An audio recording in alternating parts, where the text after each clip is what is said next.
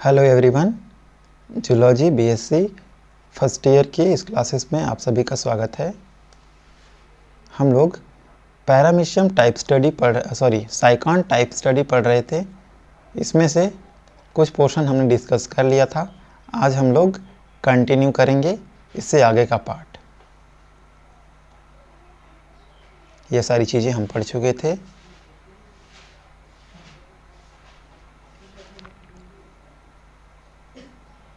Canal system भी पढ़ चुके थे, अलग अलग टाइप्स के। हाँ, पाथवे ऑफ वाटर करेंट, यही पढ़ना था हमें। Pathway of water current in साइकॉन। तो देखते हैं कि साइकॉन में वाटर करंट या फिर वाटर किस तरह से एंटर करता है, किस तरह से वाटर का फ्लो होता है। तो देखिए, साइकॉन के कैनाल सिस्टम में बॉडी के अंदर वाटर फ्लो रेडियल कैनाल की सरफेस पर पाई जाने वाली कॉलर सेल काइनोसाइट्स के फ्लैजिला के लगातार मूवमेंट के कारण एक डायरेक्शन में होता है। तो फर्स्ट ऑफ ऑल हम लोग ये देखते हैं कि वाटर एंटर कैसे करता है। तो वाटर इसमें, ठीक है, ऑस्टिया हम जो पोर की बात किए थे, ऑस्टिया की बात किए थे, तो ऑस्टियम के थ्रू होते हुए कहाँ आ जाता है, इस तरह से अंदर आ जाता है। ठीक है, रेडियल कैनाल हमने देखा था और इनकरेंट कैनाल, दो टाइप के कैनाल्स थे। उनके थ्रू होते हुए वाटर कहाँ एंटर कर रहा है, वाटर एंटर कर रहा है अंदर। तो फिर से देखिए, साइकॉन के कैनाल सिस्टम में बॉडी के अंदर वाटर फ्लो रेडियल कैनाल की सरफेस पर पाई जाने वाली कॉलर सेल, ठीक है, रेडियल कैनाल तो यहाँ प्रेजेंट है, उसके थ्रू एंटर कर रहे हैं। साथ ही साथ वहाँ पर क्या प्रेजेंट है, कॉलर सेल। तो कॉलर सेल से होते हुए ये अंदर की ओर एंटर कर रही है और इन्हीं कॉलर सेल को काइनोसाइट्स बोलते हैं। काइनोसाइट्स के फ्लैजिला की लगातार मूवमेंट के कारण एक डायरेक्शन में होता है। तो काइनोसाइट का जो फ्लैजिला का जो मूवमेंट होता है वो यूनिडायरेक्शनल होता है, मतलब एक दिशा में होने के कारण वाटर का फ्लो केवल और केवल इस तरह से अंदर की ओर होता है। ठीक है, इस तरह से अंदर की ओर वाटर का फ्लो होता है। ऑस्टिया के द्वारा वाटर एंटर करके इनकरेंट कैनाल में पहुंचता है तथा इसके पोर द्वारा रेडियल कैनाल में पहुंचकर एपोपाइल की सहायता से स्पॉन्जोसील कैविटी में पहुंचता है। तो सबसे पहले कहाँ, ऑस्टिया के से होते हुए कहाँ, इनकरेंट कैनाल में, और इनकरेंट कैनाल से होते हुए कहाँ पर, ठीक है, रेडियल कैनाल में पहुंच जाता है। ठीक है, और रेडियल कैनाल की कौन सी सेल्स, एपोपाइल, ठीक है, एपोपाइल की सहायता से होते हुए स्पॉन्जोसील में। ठीक है, तो यहाँ पर ऑस्टियम आप देख रहे होंगे, रेडियल कैनाल भी, इनकरेंट कैनाल, तो इसके थ्रू होते हुए वाटर इस तरह से स्पॉन्जोसील में एंटर करती है। स्पॉन्जोसील मीन्स यहाँ इस कैविटी को, यहाँ इस तरह से वाटर एंटर करती है। स्पॉन्जोसील से यह वाटर ऑस्कुलम की सहायता से बॉडी सरफेस के बाहर रिलीज हो जाता है। और अगर यहाँ वाटर की कमी, बॉडी में अगर वाटर की कमी थी वो पूरा कर लिया गया, तो जो रेस्ट ऑफ वाटर है, बाकी बचे हुए वाटर को ऑस्कुलम के थ्रू इस तरह से बाहर की ओर रिलीज़ कर दिया जाता है। इस तरह से बाहर आउटर या आउट कर दिया जाता है। तो एक बार देखते हैं फ्लो वाटर फ्रॉम आउटसाइड, बाहर का वाटर कहाँ, ऑस्टिया के थ्रू होते हुए इनकरेंट कैनाल में, फिर इनकरेंट की कैनाल से होते हुए, ठीक है, प्रोसोपाइल से होते हुए रेडियल कैनाल में, इनकरेंट कैनाल से होते हुए प्रोसोपाइल की सहायता से रेडियल कैनाल में। अब रेडियल कैनाल से एपोपाइल की सहायता से होते हुए कहाँ पर, एक्सकरेंट कैनाल। ठीक है, अब एक्सकरेंट कैनाल से ऑस्टियम में, और ऑस्टियम से स्पॉन्जोसील, और स्पॉन्जोसील से होते हुए इस तरह से बाहर निकल जाता है। ठीक, तो ये था वाटर करंट की किस तरह से वाटर का फ्लो होता है। यहाँ डायग्राम में आप देख सकते हैं, यहाँ भी, ठीक है, इस तरह से अलग अलग पोर्स के थ्रू वाटर इस तरह से एंटर किया है और एंटर करने के बाद बाहर। तो इनकरेंट कैनाल, रेडियल कैनाल, सारी चीज़ें इस डायग्राम में आप देख सकते हैं। नेक्स्ट देखते हैं स्क्लीटन। ठीक है, स्क्लीटन के बारे में देखते हैं साइफन या साइकॉन में। The skeleton composed of tiny pointed structure made up silica or calcium carbonate called spicule which are embedded in mesenchyme. तो मैं बताया था आपको स्टार्टिंग में ही कि स्पिक्यूल्स पाए जाते हैं इसके थ्रू आउट बॉडी सरफेस पर, इस तरह से छोटे छोटे स्पिक्यूल्स पाए जाते हैं। और ये स्पिक्यूल्स क्या होते हैं, किससे बने होते हैं, सिलिका का या कैल्शियम कार्बोनेट का। सिलिका का बना था तो उसको हम लोग सिलिक्वस बोल रहे थे, और कैल्शियम कार्बोनेट का बना हुआ था इसको हम लोग बोल रहे थे कैल्कियस। ठीक है, तो ये इस पूरे मेसेनकाइम में क्या होते हैं, इस तरह से मेसेनकाइम लेयर में जब होता है आउटर सरफेस में इस तरह से एम्बेडेड होता है पूरी तरह से, इस तरह से स्पिक्यूल पूरी बॉडी सरफेस में पाए जा रहे थे। स्केलेटन में also made of network of protein fibre also called spongin. तो स्केलेटन केवल कैल्शियम कार्बोनेट और सिलिका का ही बना नहीं रहता है, साथ ही साथ इसमें प्रोटीन फाइबर के बने हुए स्पॉन्जिन पाए जाते हैं। ठीक है, प्रोटीन फाइबर के बने हुए क्या पाए जाते हैं, स्पॉन्जिन, जो इस तरह से एक नेटवर्क जाल लाइक स्ट्रक्चर बनाते हैं पास पास में स्थित होकर। This endoskeleton protect and support the softer part of body. ठीक है, इंटर्न आउटर सरफेस में नहीं केवल नहीं पाया जाकर ये अंदर की तरफ भी पाए जाते हैं, और अंदर की तरफ जब ये पाए जाते हैं तो ये क्या करते हैं, जो भी इंट्रासेलुलर मटेरियल है, ये सेल के अंदर का जो पार्ट है, ठीक है, सॉफ्ट टिश्यूज़ वगैरह हैं सेल के अंदर, उनको डैमेज होने से क्या करती है, बचाती है, प्रोटेक्ट करती है। कैल्केरस स्पिक्यूल्स आर लार्ज स्पिक्यूल। तो कैल्केरस स्पिक्यूल्स होते हैं वो बड़े साइज़ के होते हैं। तो यहाँ आप देख रहे होंगे ये सिलिकस स्पिक्यूल्स हैं। ठीक है, ये भी सिलिकस स्पिक्यूल हैं जो कि अलग अलग क्लासेस में पाए जाते हैं, अलग अलग क्लासेस में अलग अलग टाइप के सिलिकस स्पिक्यूल्स पाए जाते हैं। स्पॉन्जिन प्रोटीन फाइबर जिसको हम लोग बोल रहे थे, और ये कैल्केरस टिश्यू, कैल्केरस या कैल्शियम कार्बोनेट की बनी हुई क्या हैं, स्पिक्यूल्स हैं। यहाँ अलग अलग टाइप्स के आप स्पिक्यूल्स देख सकते हैं, इनका स्ट्रक्चर अलग अलग टाइप का है। ठीक है, ट्रैक्टाइन टाइप का, ट्राईएक्सोनस, हेक्साटाइन, ठीक है, मोनोएक्सॉन, टेट्राक्टाइन और पॉलीक्टाइन। तो ये अलग अलग टाइप्स के क्या हैं, स्पिक्यूल्स हैं, अलग अलग टाइप्स के स्ट्रक्चर्स होते हैं इनके। अब देखते हैं डेवलपमेंट ऑफ स्पिक्यूल्स। तो इन स्पिक्यूल्स का डेवलपमेंट कैसे होता है, ठीक है, कैसे बनते हैं ये, कैसे बनते हैं कौन, ये spicules. Secreted by specialized amoebocytes known as a scleroblast. ठीक है, तो स्क्लेरोब्लास्ट के द्वारा क्या किया जाता है, स्पेशलाइज्ड अमीबोसाइट सिक्रेट की जाती है, जिसको क्या बोलते हैं, स्क्लेरोब्लास्ट बोलते हैं। इसके द्वारा क्या किया जाता है, सिक्रेट किया जाता है इन स्पिक्यूल्स को, बाद में ये हार्ड हो जाती हैं। किसके द्वारा, स्क्लेरोब्लास्ट के द्वारा सिक्रेट किया जाता है, किनको, इन्हीं स्पिक्यूल्स को, बाद में ये हार्ड होकर क्या हो जाती हैं, ठीक है, हार्ड लेयर का फॉर्मेशन बना लेती हैं। तो देखते हैं, a monaxon spicule is found by 2 sclerocytes produced by the division of 1 scleroblast. तो जो मोनोएक्सॉन टाइप का जो स्पिक्यूल है वो 2, ठीक है, 2 स्क्लेरोसाइट से बनता है। किसके द्वारा बनता है, 2 स्क्लेरोसाइट से बनता है। ठीक है, a triaxon spicule is found by 6 sclerocyte produced by the division of 3 scleroblast. तो ट्राईएक्सॉन टाइप का, किस टाइप का, ट्राईएक्सॉन टाइप का स्पिक्यूल्स कैसे बनता है, 6 स्क्लेरोसाइट से बनता है।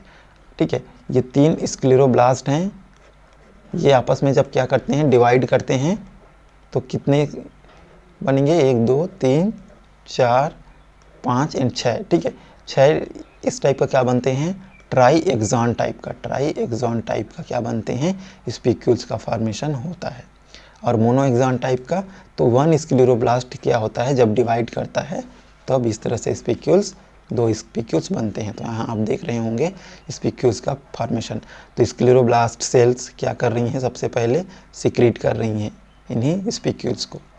ठीक है, अलग अलग स्टेज में क्या है, ये डेवलपमेंट हुए। स्क्लेरोब्लास्ट स्टेज सिक्रेट किए हैं, स्क्लेरोसाइट्स, ठीक है, फाउंडर सेल्स, ये सारे सेल्स बने हैं, और लास्ट में मैच्योर स्पिक्यूल का फॉर्मेशन हुआ है। तो ये था डेवलपमेंट ऑफ स्पिक्यूल। तो स्पिक्यूल किससे बनता है, तो स्पिक्यूल बनता है स्क्लेरोब्लास्ट सेल से। अब देखते हैं food feeding, food and feeding. It is filter feeder. ये कैसा होता है, फिल्टर फीडर होता है, मतलब सेलेक्टिव चीज़ को ही ये क्या करता है, ईट करता है। ठीक है, सेलेक्टिव मटेरियल या सेलेक्टिव फूड को ही ये क्या करता है, ईट करता है। Food consist plankton, microscopic animals and plants and organic particles. ठीक है, तो फूड में क्या क्या फूड ईट करता है, प्लैंकटन्स, प्लैंकटन्स में भी क्या, छोटे छोटे ऑर्गेनिज्म, ठीक है, जू प्लैंकटन हो सकते हैं, फाइटोप्लैंकटन हो सकते हैं, ठीक है, और कुछ ऑर्गेनिक पार्टिकल।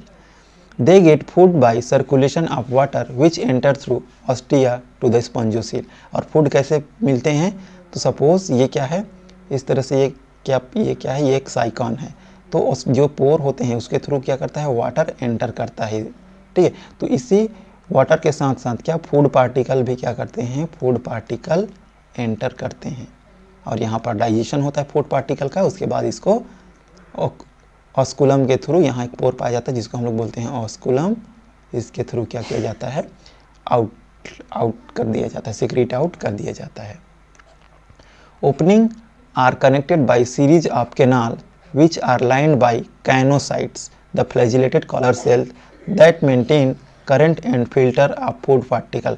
तो ये जो पोर होता है, यहाँ पर जो पोर की बात कर रहे हैं, ठीक है, ये कैसे सेलेक्ट करता है फूड को, तो यहाँ पर क्या पाई जाती हैं, यहाँ पर बहुत सारे सेल्स पाए जाते हैं, और इस सेल्स को क्या बोलते हैं हम लोग, काइनोसाइट्स। क्या बोलते हैं इन सेल्स को, काइनोसाइट सेल्स बोलते हैं, या कॉलर सेल्स भी बोलते हैं, ठीक है। यही क्या करती हैं, यही फूड पार्टिकल को फिल्टर आउट करती हैं। मतलब फूड पार्टिकल को फिल्टर आउट कहने का मतलब जो फूड ईटेबल और डाइजेस्टेबल होता है उनको बॉडी के अंदर, और जो फूड, ठीक है, जिनको बाहर सीक्रेट करना रहता है या फिर लार्ज साइज़ का होता है उसको इस तरह से बाहर कर देती हैं, ये उनको सेलेक्ट नहीं करती हैं।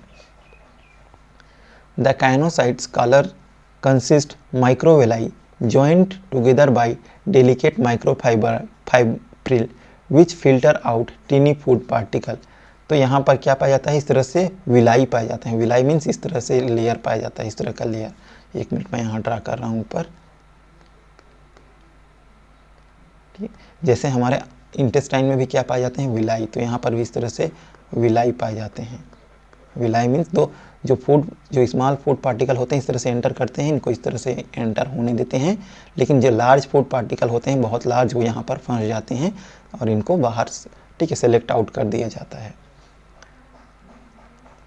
The beating of the flagella draw water through collar and out top. तो फ्लैजिला का जो मूवमेंट है वही फ्लैजिला क्या करता है, जो फूड पार्टिकल होते हैं उसको बाहर और अंदर दोनों, फ्लैजिला और कौन, ठीक है, फूड को अंदर ले जाने का काम तो ये विलाई करते हैं, लेकिन ये जो बाहर ले जाने का, ठीक है, जिनको सेलेक्ट करने का काम करता है फ्लैजिला, ठीक है, फ्लैजिला के थ्रू इनको बाहर कर दिया जाता है। Particle too big to pass through collar get trapped in mucus and slide down collar to the base where they phagocytose. तो होता क्या है, जो बड़े साइज के फूड अगर एंटर हो भी गए तो क्या किया जाता है, इनको ट्रैप कर लिया जाता है, कॉलर सेल्स के द्वारा ट्रैप किया जाता है, और इस तरह से फैगोसाइटोसिस कर लिया जाता है इनका, और फैगोसाइटोसिस करके इनको छोटे छोटे फूड पार्टिकल में कन्वर्ट कर दिया जाता है। Some sponge are supplement their filter feeding by hosting symbiont such as green algae, dinoflagellate, cyanobacteria that provide nutrient to the sponge. तो कुछ में क्या पाए जाते हैं, इस तरह से ग्रीन एल्गी वगैरह भी पाए जाते हैं, ठीक है, ग्रीन एल्गी वगैरह पाए जाते हैं स्पॉन्ज के अंदर। किसके अंदर, स्पॉन्ज के अंदर ग्रीन एल्गी। तो ग्रीन एल्गी अगर पाया जा रहा है तो ग्रीन एल्गी क्या करता है, ग्रीन एल्गी अगर पाया जा रहा है तो ग्रीन एल्गी फोटोसिंथेसिस कर सकता है, ठीक है, और फोटोसिंथेसिस के थ्रू भी स्पॉन्ज या फिर साइफा जो होते हैं उनको फूड प्रोवाइड कराते हैं। तो यहाँ न्यूट्रिशन, रेस्पिरेशन एंड एक्सक्रीशन देखते हैं साइकॉन में, इसी को थोड़ा सा ब्रीफ में करते हैं। तो the sponge feed on into micro organism which enter into their body along with water current. Means water के साथ जो फूड एंटर होते हैं उन्हीं को क्या करते हैं, ये ईट करते हैं। The choanocytes engulf them and pass them to amoeboid cell situated below the काइनोसाइट्स।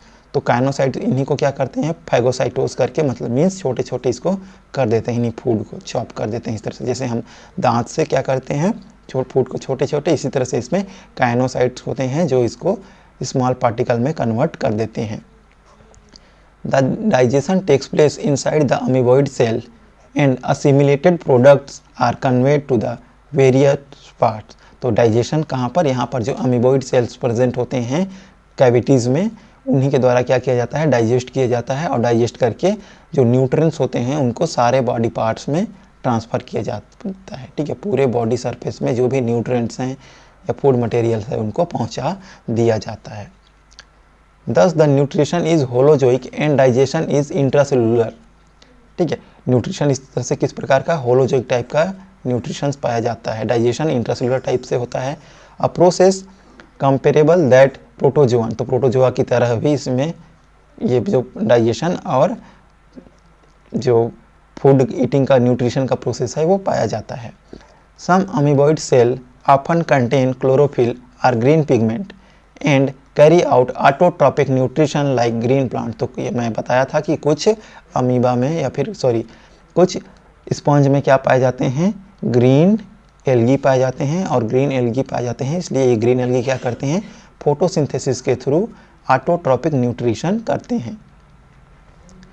The presence of algae within the sponge body also help in nutrition, respiration and excretion take place by diffusion. ठीक है, तो एक और तरीका, ठीक है, एक तो ऑस्कुलम के थ्रू क्या हो रहा है, इस तरह से स्पॉन्ज है अगर, तो ऑस्कुलम के थ्रू क्या हो रहा है, यहाँ पर एक्सक्रीशन हो रहा है, लेकिन एक्सक्रीशन करने का एक और तरीका इसमें पाया जाता है, diffusion. Diffusion means normal body surface से क्या करना, बॉडी को या फिर जो भी वाटर्स हैं उनको क्या करना, निकालना, एक्सक्रीट करना।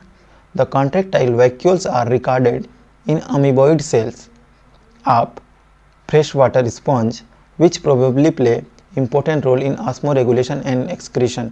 तो क्या बोल रहे हैं, जो कॉन्ट्रैक्टाइल वैक्यूल्स, ठीक है, या कॉन्ट्रैक्टाइल सेल्स पाए जाते हैं किसके अंदर, स्पॉन्ज के अंदर, वो क्या करते हैं, ऑस्मो रेगुलेशन में हेल्प करते हैं। ठीक है, ऑस्मो रेगुलेशन मीन्स टेम्परेचर और वाटर क्वांटिटी को मेंटेन करने में क्या करते हैं, ये हेल्प करते हैं। कौन, ये जो कॉन्ट्रैक्टाइल सेल्स होते हैं ये। तो हमने देखा nutrition, respiration and excretion. Nutrition भी किसके थ्रू, ठीक है, ऑस्ट्रिया के थ्रू, रेस्पिरेशन भी ऑस्ट्रिया, और एक्सक्रीशन ऑपरकुलम के थ्रू। अब देखते हैं रिप्रोडक्शन इन स्पॉन्ज। स्पंज में क्या देखते हैं हम लोग, रिप्रोडक्शन। ठीक है, स्पंज में क्या देखते हैं हम लोग, रिप्रोडक्शन देखते हैं कि स्पंज में किस तरह का रिप्रोडक्शन होता है। तो रिप्रोडक्शन इन स्पंज में अलग अलग टाइप्स के रिप्रोडक्शन पाया जाता है, अलग अलग टाइप्स के रिप्रोडक्शन स्पंज वगैरह में होते हैं। तो पहला एसेक्सुअल रिप्रोडक्शन, ठीक है, मरीन स्पंज में पाया जाता है। इसमें ये प्रोसेस बर्डिंग के थ्रू, फ्रेगमेंटेशन के थ्रू, रीजनरेशन के थ्रू, ठीक है। फ्रेश वाटर स्पंज में, ठीक है, गेम्यूल्स के थ्रू, बर्डिंग के थ्रू, फ्रेगमेंटेशन के थ्रू और रीजनरेशन के थ्रू। तो ये क्या होते हैं, ये सेक्सुअल रिप्रोडक्शन के तरीके होते हैं। इसको हम लोग आगे पढ़ेंगे। पहले हम लोग देखते हैं सेक्सुअल रिप्रोडक्शन के बारे में। ठीक है, दो टाइप्स के रिप्रोडक्शन, ये सेक्सुअल एंड सेक्सुअल रिप्रोडक्शन। तो पहले हम लोग सेक्सुअल रिप्रोडक्शन के बारे में देख लेते हैं, फिर ये सेक्सुअल रिप्रोडक्शन को कंटिन्यू करेंगे। सेक्सुअल रिप्रोडक्शन में सबसे पहले देखते हैं कैसे होता है। इसमें sponge are monoecious, hermaphrodite and dioecious species. Sponge कैसे होते हैं, मोनोशियस होते हैं। मोनोशियस मीन्स या हर्माफ्रोडाइट किसको बोलते हैं, जिसमें मेल एंड फीमेल दोनों रिप्रोडक्टिव ऑर्गन एक ही ऑर्गेनिज्म में पाया जाए। ठीक है, तो ये स्पंज है। अगर इसमें मेल ऑर्गन भी पाए जा रहे हैं एंड फीमेल ऑर्गन भी पाए जा रहे हैं, तो इसको हम लोग क्या बोलेंगे, मोनोशियस। ठीक है, मोनोशियस, इसी को हम लोग बोलते हैं हर्माफ्रोडाइट। और डाइशियस इसको बोलेंगे, डाइशियस मीन्स, ठीक है, जो मेल रिप्रोडक्टिव ऑर्गन है वो अलग पाए जाए और फीमेल रिप्रोडक्टिव ऑर्गन अलग ऑर्गेनिज्म में, तो इसको हम लोग क्या बोलेंगे, अलग अलग ऑर्गेनिज्म में पाए जाए तो उसको हम बोलेंगे डाइशियस कंडीशन।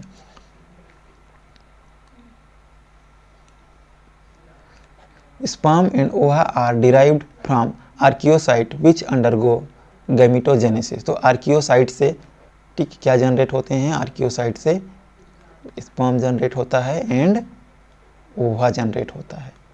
ठीक है, और ये स्पर्म और ओवा क्या होते हैं, गैमेटोजेनेसिस के थ्रू बहुत सारे स्पर्म और ओवा बनाते हैं। ठीक है, मीन्स गैमेटोजेनेसिस के थ्रू ही ये क्या बनते हैं, ये स्पर्म बनते हैं और ओवा बनता है किसके थ्रू, गैमेटोजेनेसिस के through. Mainly cross fertilization occur because most sponge are hermaphrodite and produced egg and sperm at different time, so they do not self fertilize. अब हम लोग बोल क्या रहे थे यहाँ पर कि ये हर्माफ्रोडाइट थे। हर्माफ्रोडाइट्स मीन्स दोनों में क्या पाए जा रहे थे, मेल एंड फीमेल, ठीक, स्पर्म भी पाया जा रहा था और एग भी पाया जा रहा था। तो ये आपस में क्या कर सकते थे, आपस में सेल्फ फर्टिलाइज कर सकते थे और जायगोट का फॉर्मेशन बना सकते थे। लेकिन ऐसा नहीं होता है, क्यों, क्योंकि एग का मैच्योरेशन अलग टाइम पे होता है और स्पर्म का मैच्योरेशन अलग टाइम पे होता है। तो अलग अलग टाइम्स में स्पर्म्स और एग का मैच्योरेशन होने के कारण सेल्फ फर्टिलाइजेशन नहीं होता है, क्या होता है, क्रॉस फर्टिलाइजेशन होता है। और क्रॉस फर्टिलाइजेशन कैसे, तो सपोज ये एग है एक स्पंज का और ये स्पर्म है अदर स्पर्म, ठीक है, ये क्या है, स्पर्म, ठीक है, तो ये स्पर्म हुए और ये एग। अगर ये सेम टाइम पे मैच्योर होंगे तो क्या होगा, इनके बीच में फर्टिलाइजेशन होगा और फर्टिलाइजेशन से ये जायगोट बनाएंगे, ठीक है, जायगोट बनाएंगे। और इसी तरह का फर्टिलाइजेशन पाया जाता है। क्यों क्रॉस फर्टिलाइजेशन? क्योंकि इनका मैच्योरेशन टाइम एक ही, ठीक है, एक ही ऑर्गेनिज्म के अंदर जो एग और स्पर्म होते हैं उनका मैच्योरेशन टाइम अलग होता है, इसलिए सेल्फ फर्टिलाइजेशन नहीं पाया जाता है, क्रॉस फर्टिलाइजेशन पाया जाता है। Sperm are released to outside through water, तो स्पर्म जैसे ही, ठीक, स्पर्म प्रोड्यूस होता है एक ऑर्गेनिज्म के द्वारा और उसको कहाँ रिलीज़ कर दिया जाता है, वाटर में, ठीक, इस तरह से स्पर्म बना, इसको रिलीज़ कर दिया गया किसमें, वाटर में। Choanocytes acting as a nurse cell which transport the sperm to ova, तो एक जो काइनोसाइट सेल्स होते हैं वो क्या करते हैं, नर्स सेल्स की तरह काम करते हैं। नर्स सेल्स मतलब नर्स क्या करती है, हेल्प करती है, उसी तरह से नर्स सेल की तरह यहाँ काम करता है। यहाँ स्पर्म को ट्रांसपोर्ट, ठीक है, एक ओवा तक ले जाने में, ट्रांसपोर्ट करने में नर्स सेल क्या करती है, नर्स सेल हेल्प करती है, ठीक है, यहाँ तक पहुँचने में, किसको, इस स्पर्म को यहाँ तक पहुँचने में क्या करती है, ये नर्स सेल हेल्प करती है।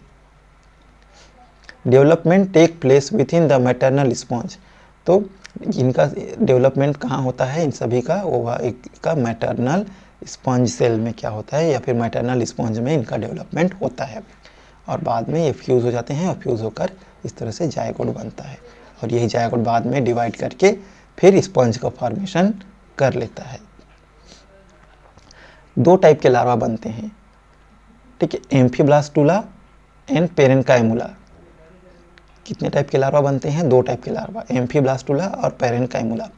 एम्फीब्लास्टुला किसको कहेंगे, कैरेक्टरिस्ट ऑफ मेनी कैलकेरस स्पंज, तो एम्फीब्लास्टुला किस में पाया जाता है, जितने भी कैलकेरस स्पंज होते हैं उनमें क्या पाया जाता है, एम्फीब्लास्टुला स्टेज पाया जाता है।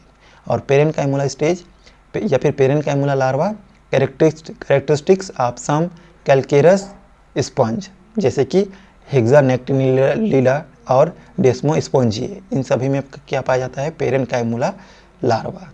तो दोनों टाइप के लार्वा अलग अलग टाइप्स के स्पंज में देखने को मिलते हैं। यहाँ आप देख सकते हैं एम्फीब्लास्टुला लार्वा और यहाँ पर पेरेन्काइमुला लार्वा। तो यहाँ पर क्या है, इनर सेल मास है और फ्लैजिलेटेड लेयर, यहाँ भी 3 लेयर, माइक्रोमियर, ब्लास्टोसील, यहाँ अंदर की जो कैविटी है उसको बोल रहे हैं, और मैक्रोमियर। तो ये ब्लास्टुला में पाई जाने वाली या फिर लार्वा में पाई जाने वाली क्या होती हैं, स्ट्रक्चर होती हैं, संरचना होती है। नेक्स्ट एसेक्सुअल रिप्रोडक्शन, तो अलग अलग टाइप्स के हमने देखा था, ठीक है, फ्रेगमेंटेशन के थ्रू, बडिंग के थ्रू और गेम्यूल्स के थ्रू। तो सबसे पहले फ्रेगमेंटेशन के थ्रू कैसे होता है,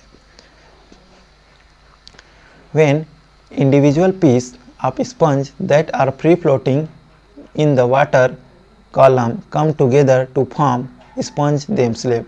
तो क्या बोल रहे हैं यहाँ से, ठीक है, ये क्या है, ये एक स्पंज है, ये क्या होते हैं, तैरते हुए, यहाँ से ये क्या होते हैं, फ्रेगमेंट आउट हो जाता है, टूट जाता है, ठीक है, और टूट कर क्या होता है, टूट कर इस तरह से फ्लोट करते हुए, तैरते हुए चले जाता है और जहाँ इसको सरफेस मिलता है, ठीक है, उस सरफेस पर यहाँ जाकर ये अटैच हो जाता है और अटैच होकर, ठीक है, इस तरह से न्यू स्पंज का फॉर्मेशन करता है, ठीक है, नया स्पंज, इस तरह से न्यू स्पंज क्या होता है, बन जाता है।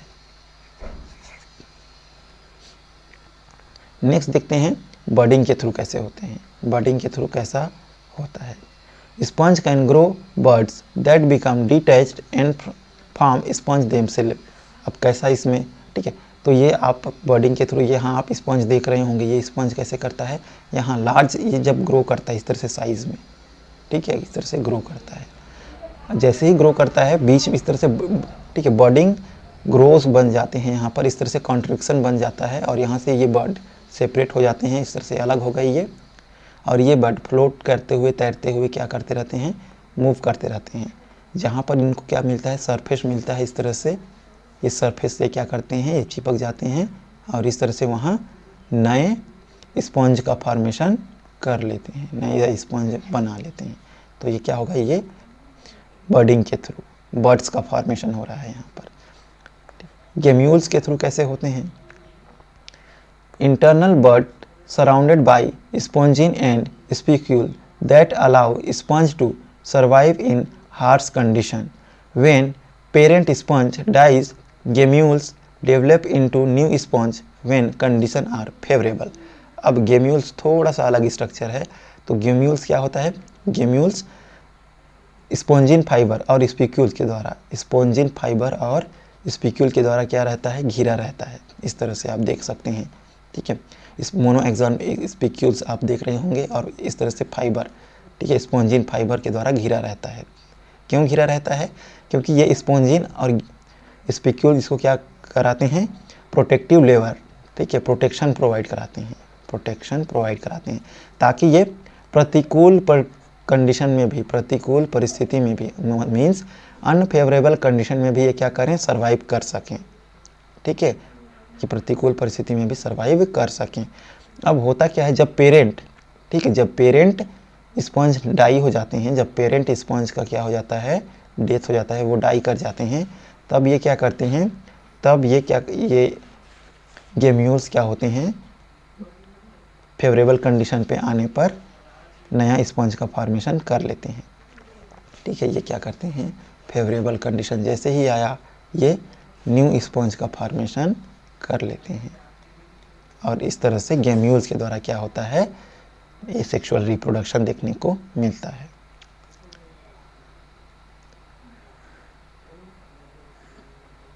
Development of साइकॉन। अब साइकॉन का डेवलपमेंट कैसे होता है, तो इसको देखते हैं। यहाँ देखिए, जो ओवम, ठीक है, ओवम या फर्टिलाइज्ड एग, जिसको हम लोग क्या बोल रहे हैं? फर्टिलाइज्ड एग, फर्टिलाइज्ड एग या ओवम कंटिन्यूअस क्या करता है? डिवाइड करता है, ठीक है। 16 सेल स्टेज, दो टाइप के सेल्स बनते हैं यहाँ पर, ठीक है। यहाँ आप देख रहे होंगे दो टाइप का सेल्स बन रहा है यहाँ पर, ठीक है। फिर स्टोमोब्लास्टुला बन रहा है, फिर एम्फीब्लास्टुला बन रहा है, फिर मेटामॉर्फोसिस के थ्रू इस तरह से मैच्योर स्पंज का फॉर्मेशन हो जा रहा है। तो इसको हम लोग डिटेल में देखते हैं यहाँ। The fertilized egg or zygote divide repeatedly to form around of mass of cell. तो जो फर्टिलाइज्ड एग होता है वो क्या करता है? कंटिन्यू डिवाइड करता है और इस तरह से मास ऑफ सेल बना लेता है, इस तरह से सेल बना लेता है। यहाँ देखिए, ये इस तरह से मास ऑफ सेल बना लिया है, बहुत सारे सेल्स बना लिए हैं। It is mostly covered with homogeneous cells, but at the end a few thickly granulated cells appear. तो ये पूरी तरह से होमोजीनस, एक समान सेल के द्वारा घिरा रहता है, लेकिन अंत में क्या होता है? ये ग्रेनुलेटेड सेल्स इसके चारों ओर आ जाते हैं, ठीक है। इनके चारों ओर क्या आ जाते हैं? ग्रेनुलेटेड सेल्स आ जाते हैं। The homogeneous cells grow flagella and completely enclose the granulated cell. अब ये जो होमोजीनस सेल्स हैं ये क्या करते हैं? कंटिन्यू ग्रो करते हैं, ठीक है, और ग्रेनुलेटेड सेल्स को क्या करते हैं? पूरी तरह से ढक लेते हैं और उनमें फ्लैजिला आ जाता है। तो यहाँ आप देख सकते हैं फ्लैजिला इस तरह से डेवलपमेंट आ गया है ग्रेनुलेटेड सेल्स में, ठीक है। ये क्या है? ग्रेनुलेटेड सेल्स हैं, इसी को हम लोग क्या बोल रहे हैं? ग्रेनुलेटेड सेल, ठीक है। Soon the cells at one half lose their flagella and become large and granular, ठीक है। तो कुछ समय बाद क्या होते हैं? आधे सेल्स अपने फ्लैजिला को क्या करते हैं? खो देते हैं, ठीक है। यहाँ देख सकते हैं आप। The hollow and swimming larva at this stage call amphiblastula. तो एम्फीब्लास्टुला किसको बोल रहे हैं? इस तरह के जो हालो स्ट्रक्चर हो रहा है, इस तरह से खोखली स्ट्रक्चर, सेल्स की इस तरह से बहुत सारी स्ट्रक्चर बना हुआ है जो कि फ्लैजिला को क्या कर चुके हैं? ठीक है, कुछ फ्लैजिला को खो चुके हैं। तो इसको हम लोग क्या बोल रहे हैं? एम्फीब्लास्टुला, इसी को हम लोग बोल रहे हैं एम्फीब्लास्टुला, ठीक है। Amphiblastula stage and larva in this stage leaves the parent body. और इस स्टेज में लार्वा क्या करता है? अपनी जो पेरेंट बॉडी होती है उसको छोड़ देता है, रिलीज कर देता है। Gradually the flagellated cell invaginate and finally the granular cell completely enclose the flagellated cell.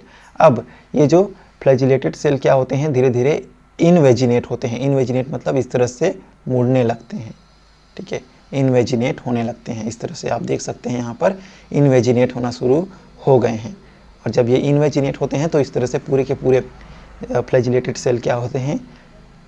ढक दिया जाता है, किसके द्वारा? ग्रेनुलर सेल के द्वारा। The flagellated cell from the choanocyte lining while granular cell give rise dermal layer. ठीक है, तो जो फ्लैजिलेटेड सेल्स हैं वो काइनोसाइट देते हैं और जो ग्रेनुलर सेल हैं वो डर्मल एपिथेलियल देता है। क्या, कौन सा लेयर? डर्मल एपिथेलियल लेयर देता है। ठीक है, the larva fixes itself a substratum and an aperture called osculum appear at free end. तो अब ये जो लार्वा होता है, ये लार्वा क्या कर लेता है? ये जो लार्वा होता है, मैच्योर लार्वा या फिर लार्वा होता है, वो क्या करता है? अपने आप को इस तरह से किसी आधार से ये क्या है? ये एक आधार, या इसी को हम लोग सबस्ट्रेटम बोल रहे हैं, इससे फिक्स कर लेता है और अपर्कुलम ऊपर की तरफ रहता है और यहाँ पर से न्यू स्पंज का फॉर्मेशन हो जाता है। तो आप यहाँ देख रहे होंगे नया स्पंज बन गया है। ठीक है, further grow result into thickening of wall within which flagellate cell transverse and thus lead to formation of radial canal. Numerous pores appear on the side from the inner inhalant aperture. अब कहने का मतलब क्या है कि अब ये further क्या करता है? ग्रो करता है और ग्रो करके इसमें ऑस्टिया जनरेट होते हैं, कैनाल सिस्टम। ठीक है, ऑस्टिया जनरेट होते हैं, कैनाल बनेंगे, रेडियल कैनाल बनेंगे, इनकरेंट कैनाल बनेंगे। तो ये सारी चीज़ें क्या होती हैं? यहाँ पर डेवलप होती हैं। ठीक है, तो इस तरह से क्या होता है? मैच्योर डेवलपमेंट होता है किसका? ओवम से लेकर एक कंप्लीट स्पंज का, अलग अलग स्टेजेस में। यहाँ आप अलग अलग टाइप के क्या देख रहे हैं? स्पंज देख रहे होंगे। ठीक है, ये स्पंज है, अलग अलग टाइप का स्पंज का ये क्या है? डायग्राम है। ये भी एक अलग प्रकार का स्पंज है, स्टाव पाइप स्पंज। ये वेस शेप का स्पंज है। ठीक है, ये बैरल शेप का स्पंज है। यहाँ पे ऑस्कुलम आपको क्लियर दिखाई दे रहा होगा। ठीक है, ये बॉल शेप स्पंज है। ठीक है, देख रहे होंगे पूरे बॉडी में पोर। ठीक है, तो यहाँ से क्या होता है? स्पंज आपका कंप्लीट होता है। नेक्स्ट डे हम लोग किसी दूसरे टॉपिक पर डिस्कस करेंगे। ठीक है, स्पंज यहाँ पर कंप्लीट होता है, स्पंज लेक्चर। ठीक, अगर आपको कोई भी डाउट हो, अगर आपकी कोई भी क्या हो, ठीक है, कोई भी आपकी डाउट्स हो, कोई भी कुछ भी पूछना है आपको, ठीक है, तो आप कमेंट बॉक्स पर क्या कर सकते हैं? अपना क्वेश्चन या क्वेरीज टाइप कर सकते हैं। ठीक है, टाइप करें कमेंट बॉक्स पर, या फिर अपना अटेंडेंस भी आप लास्ट में टाइप करेंगे सारे स्टूडेंट। ठीक है, ध्यान रखें सभी स्टूडेंट का टाइमिंग नोट होता है। टाइमिंग क्या होता है? नोट होता है। तो इसलिए पूरा लेक्चर क्या करें? लेक्चर कंप्लीट देखें और कंप्लीट देखने के बाद ही अपना अटेंडेंस दे, क्योंकि हर एक स्टूडेंट का टाइमिंग नोट होता है कि कौन सा स्टूडेंट कितने टाइम पे अपना अटेंडेंस दे रहा है। तो इस चीज़ का ख्याल रखें सारे स्टूडेंट। ओके, ठीक है, थैंक यू। मिलते हैं हम लोग नेक्स्ट लेक्चर में।